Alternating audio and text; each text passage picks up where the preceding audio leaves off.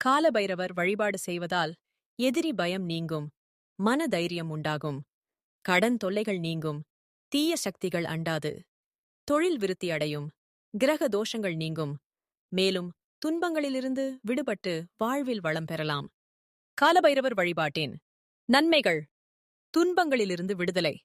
காலபைரவர் வழிபாடு செய்வதன் மூலம் துன்பங்கள், துயரங்கள் மற்றும் தீய சக்திகளின் தொல்லைகளில் இருந்து விடுபடலாம். பயம் நீங்கும். எதிரிகள் குறித்த பயம் நீங்கி மன தைரியம் உண்டாகும். கடன் தொல்லை நீங்கும். தீராத கடன் தொல்லைகள் உள்ளவர்கள் பைரவரை வழிபட்டால் கடன் சுமை குறையும். தொழில் விருத்தி. தொழில் மந்தமாக இருப்பவர்கள் பைரவரை வழிபட்டால் தொழில் விருத்தியடையும். நவகிரக தோஷங்கள் நீங்கும். நவகிரக தோஷங்களால் ஏற்படும் துன்பங்களிலிருந்து விடுபடலாம். மன அமைதி. பைரவர் வழிபாடு மன அமைதியை தரும். செல்வம் பெருகும். வாழ்வில் வளம் பெற, வருமானம் பெருக பைரவர் வழிபாடு உதவும். ஆன்மீக பலம். கால பைரவர் வழிபாடு ஆன்மீக ரீதியாக பலம் பெறலாம். வழிபடும் முறை.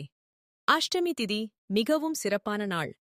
ஒவ்வொரு மாதத்திலும் வரும் அஷ்டமி திதியில் பைரவரை வழிபட்டால் சிறப்பான பலன் கிடைக்கும். தேய்பிறை அஷ்டமி சிறப்பு.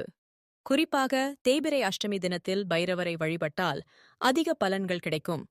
கார்த்திகை தேய்பிறை அஷ்டமி. கார்த்திகை மாத தேய்பிறை அஷ்டமி கால பைரவாஷ்டமி என்று போற்றப்படுகிறது. வடை மாலை, செவ்வரளி அல்லது எலுமிச்சை மாலை அணிவித்தல்.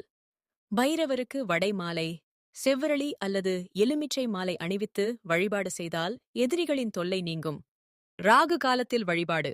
ராகு காலத்தில் பைரவரை வழிபடுவது மிகவும் சிறப்பு வாய்ந்தது. பைரவ அஷ்டகம் பாராயணம்.